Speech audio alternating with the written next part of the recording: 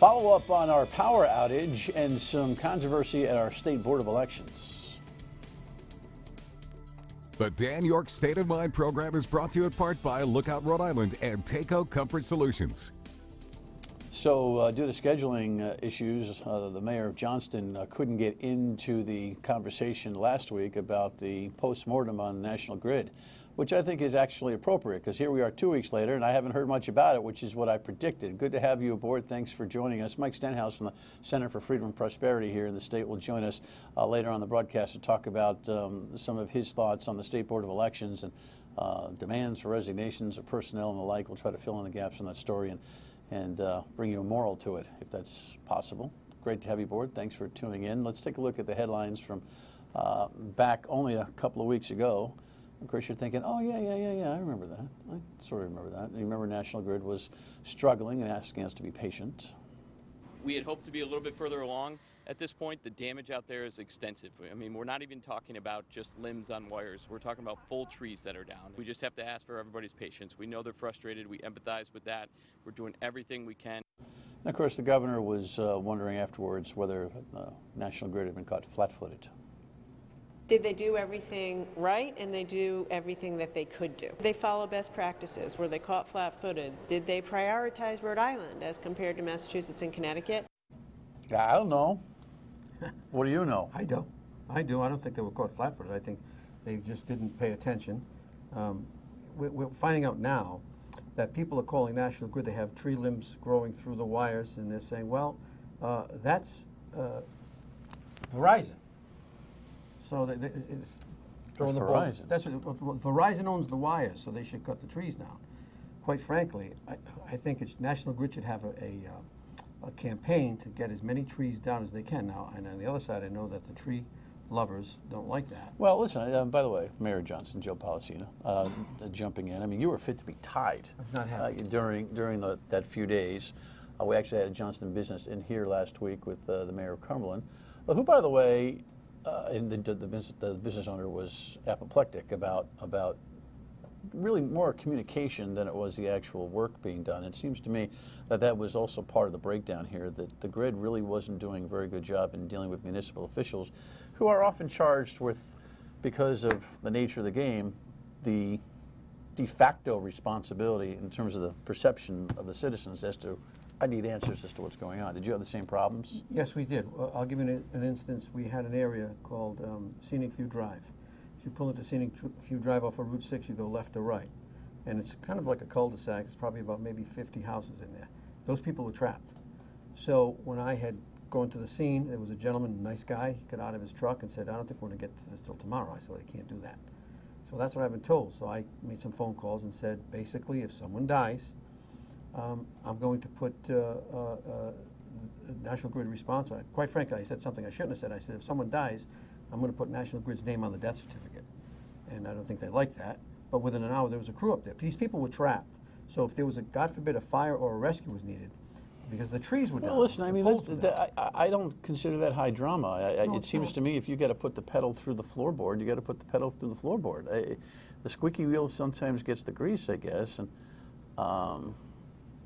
the average citizen, though, doesn't have that kind of juice. No, but this was a life and death situation, as you know. You know, I was a fireman for many years on rescue, a registered nurse, and we have a saying in EMS, minutes mean a lifetime. So if someone's having a heart attack or someone's house is on fire and they're trapped in the home, and the EMS personnel and fire apparatus can't get to the home, was it going to be Johnston's fault? That's for sure. All right, so what's the learning lesson? I mean, I projected back, even during the outage, that a couple weeks go by, people forget. People forget. Absolutely. Well, here we are. It's almost like, oh, you're talking about the power outage again? I could almost feel the viewer saying that to the screen. They should not do that. First and foremost, I was, you know, we can't move the trees, the DPW, till we know the wires obviously are dead. Because, and I learned something last week that people that have generators, the power goes back into the lines, can go to the transformers. And this is what I was told by someone from National Grid, and turn it into 70,000 volts and come back through the line, so people can get electrocuted. So we just needed clearance. I had my DPW guys ready to roll with, you know, with backhoes and so forth, but we couldn't get clearance from National Grid. I think they got caught short because they either didn't want to, and by the way, I should have prefaced my remarks by saying that the men and women who were out there on the street for National Grid, they worked their backsides off. They really did, but they had no help. The crew that ended up coming, freeing the trees and the poles in this area I spoke about, and this was one of the many bad areas in Johnston, they're from South Carolina. They came all the way up from South Carolina, which I was amazed at the fact that, you know, the wires, the transformers and wires are the same in Rhode Island on Scenic View Drive in Johnston as they are in South Carolina. I learned something else too. But they came from South Carolina. They should have been called probably, if not Sunday, but on the Monday when we knew we had a problem. But they didn't get there till Wednesday, which was not good. So what do you want to do? I mean, there's a lot of legitimate hand-wringing going on over this, pointing out problems with the execution. But what prevents that from happening again, or what do elected officials do to, other than just to squawk? We, as elected officials, we need to ensure that National Grid has a trimming program, that these trees obviously are either... Mayor Cumberland told me that they did a good job in Cumberland with trees. Well, not good enough. Obviously not good enough. I'm not sure if the funding ran out for that program, because a few years ago they came through any trees that were going through wires, but they need to do some tree trimming. And I have to be honest with you. Is that something you can do? No, because we can't go on people's property and trim trees, and we don't have the vehicle, like a bucket truck, to go up high and trim those wires that are hanging off. Plus, God forbid, if they drop onto the wires and we lose the wires, then it's our responsibility. That's National Grid's responsibility. That's something they have to provide for their customers. We are customers, in case they forgot. All right, well, we had a statewide response to this. The governor was kind of easy on the grid and then started to ask the questions that you saw. The lieutenant governor was actually more forceful, I think, and of course he's been active with the Public Utilities Commission.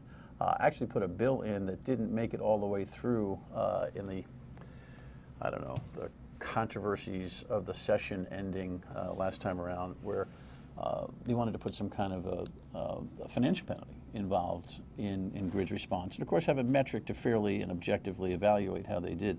Are the mayoral form of government here in totality supporting that legislation? We are, but the other thing I'd like to see is, you know, Dan, as well as I do, when something happens, there's a rush in the General Assembly. You know, full disclosure, I spent 12 years as a state senator. Everybody runs and pre-files bills.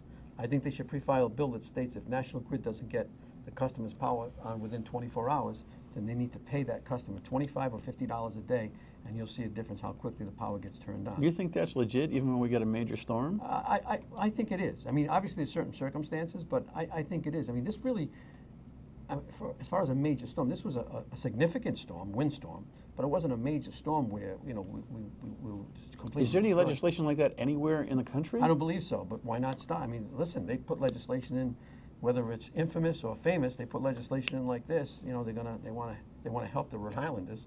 So, and I say it tongue in cheek, but I mean it. That's what they should do, and I think it'll get the attention of National Grid. Speaking of McKee, you introduced him at his re-announcement, his re-election announcement last week. Why do you support him? I support him 150%. I think, number one, he's got the experience. Number two, he was a former mayor and knows what the cities and towns, whether you have a mayoral form of government, town administrator, or town manager form of government. I think he understands what we go through and what the taxpayers go through. So I definitely support him. He has the experience. He's obviously a businessman, a business owner, I should say. Are you concerned about the progressive left's movement in the legislature, and now Mr. Regenberg, who's running against Dan McKee, is leading that kind of charge? I mean, you're a Democrat, but you're one of those guys that there's not a lot of ideology when it comes to municipal finance, is there? No, when you're a mayor, you may run on the Democratic team, but when you're making decisions for the taxpayers, I don't care if you're a Democrat, Republican, Independent, cool moose, cool whatever, it doesn't make a difference. It's practicality more than ideology. I'm a conservative Democrat, and I'm not ashamed to say it. Are you worried about the movement? I'm not worried, because the thing is, I think people that are watching, they better pay attention. You know, I talked to someone this morning. It was funny. This woman was complaining about the taxes in her community. And I said, do you vote? She said, well, no. I said, how come? Because I don't want to. I said, well, then you really shouldn't complain about, you should complain about taxes in the state. Another guy a couple of weeks ago, I was talking to him, and he was complaining about the state. I said, well, who's your state senator? He lived in Burrillville. Didn't know. I don't know. Well, this is like every day on talk radio. Yeah, I don't know. I said, but so what's the moral of the story? Well, the moral of the story is you need to educate yourself. If you want to complain, and you should complain, because this government belongs to all the people. If you want to complain, you need to educate yourself, find out who your senator and rep is, And once you find out who they are, then you need to call them and get on the phone with them, because I remember people getting on the phone with me with their displeasures and pleasures, like what they want to see done. So they need to make the phone call. What do you learn from this this cruiser theft and the car chase and shooting thing? What are the Johnston police taking in terms of notes, having observed that? We got national accreditation, so we have strict policies and procedures. I can tell you this, that we have obviously cages, they call them cages, in all of our vehicles. We have an emergency switch on all of the vehicles that it's a toggle switch. I have a police vehicle that I drive. I have one in the Mayor Mobile, as I call it. You pull the switch up, and you can't put the car in gear. And I happened to hit that one day with my foot, not realizing it, and I had to call my repair division to come and help me in Cranston. But I don't know if I assume all police vehicles have them. So that's something that I mean, it's probably a judgment that I'm sure that officer, which I don't know who he was, that trooper, would probably not make, would do a different judgment, make a different decision. Well, based today. on the reporting, there ain't one. I mean, we know they don't have the barrier, and they're going to order some, I guess, but that's probably important. It's an open-ended question. Give me 30 seconds on the paw socks. Are you weighing in from a municipal point of view? Yeah, I mean, I went and speak twice, okay, and I think that we should keep the paw socks. However, I think that the General Assembly has to come up with a plan that it doesn't lean towards the taxpayers if something goes afoul, so to speak. No pun intended. I really think that we need to look at it. We don't want to lose the paw socks. However, we need to sit down with the billionaire owners and say, listen, you've got to kick in a little bit more of money. I don't think money on the financial equation or the guarantee? I think the guarantee. I think if they sign the guarantee, I don't see it as a problem. They need to sign the guarantee. We have to make sure that the guarantee that they sign is legitimate. And I think that the taxpayers should not be on the hook for it. I'm not sure how that works, but it's a theme that seems to be running around. See who the millionaires are, right? Well, I'm quite familiar with who they are. So, a lot more money than you and I. So I think there should be some guarantee. I don't want to see the paw socks go anywhere else but Pawtucket. We might have them in Johnston, but I think Don Grevian wouldn't talk to me. But I think Don's done a remarkable job trying to keep them, and I would like to see him stay in Pawtucket, Rhode Island. And as I said, I think the General Assembly could come up with a bill that would lock them in and also protect the taxpayers. Good update. Thanks, Joe. Thank you. Mayor of Johnston. When we come back, he runs the Center for Freedom and Prosperity, but he's getting into trouble. He's getting in the middle of controversies. I'm going to ask him why when we come back. Stay with us.